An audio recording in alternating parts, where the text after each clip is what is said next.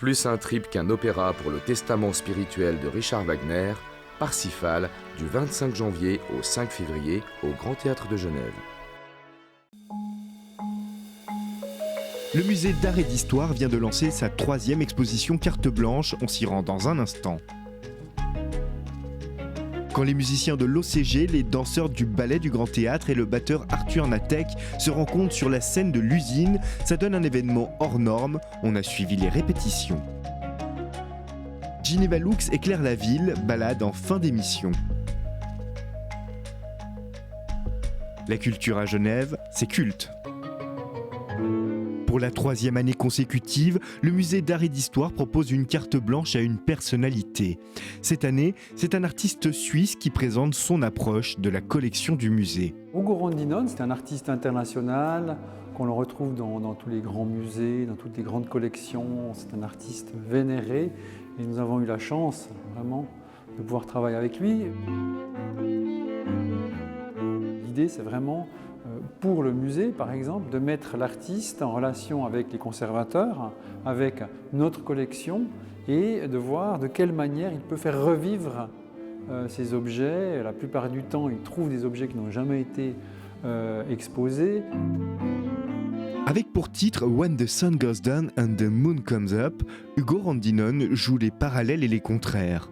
Imaginant les appartements de Hodler et Vallotton, faisant cohabiter soleil et lune, l'artiste propose un circuit pensé pour l'espace d'exposition qui occupe tout le rez du bâtiment. C'est un cycle, comme la lune qui tourne autour du soleil, d'où le titre de l'exposition.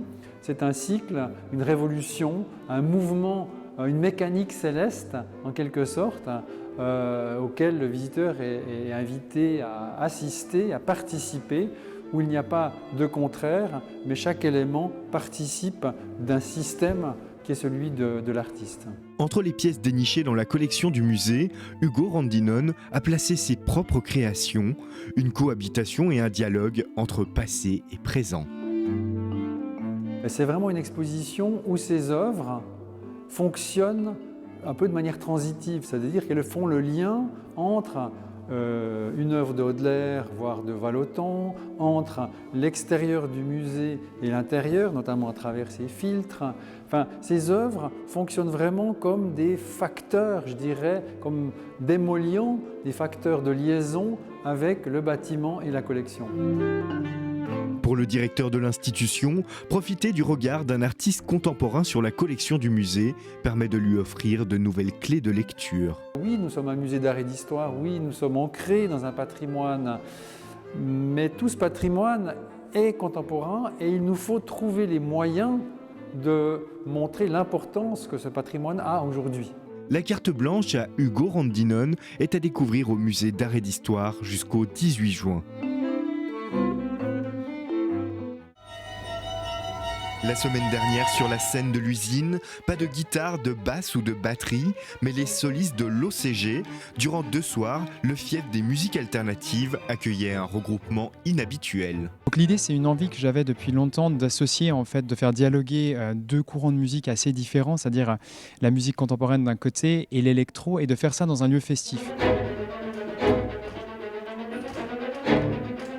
Quand on s'est mis d'accord avec l'Orchestre de chambre de Genève de se lancer dans cette aventure, notre choix s'est porté naturellement sur une œuvre, Shaker Loops de John Adams, qui en fait exploite un procédé de composition qui sont des boucles qui sont répétées et lentement, c'est un processus assez lent, des choses émergent et c'est pas si éloigné en fait de l'électro. Sur le côté de la scène, le DJ et producteur Ripperton ainsi que le batteur genevois Arthur Natek, habitué à faire cohabiter son répertoire et ses improvisations jazz avec tout un panel d'instruments électroniques.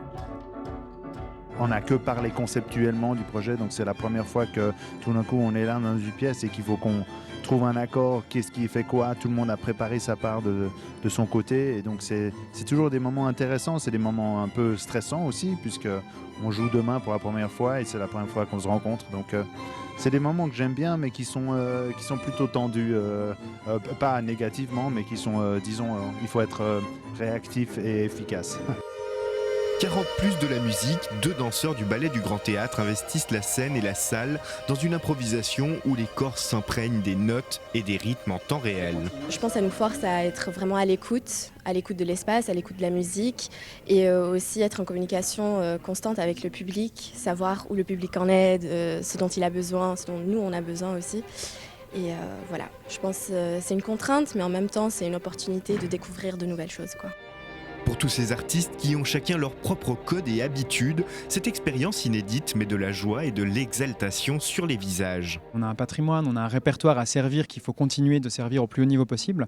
Mais aujourd'hui en particulier, il faut aussi pouvoir proposer des projets dont on n'a pas forcément l'habitude et qui justement tendent à ouvrir notre art à différentes formes d'expression et à les faire dialoguer entre elles. Parce que c'est simplement comme ça que notre art reste un art vivant en fait. Un art vivant et des artistes innovants qui montrent que la culture peut rassembler et transgresser les codes établis.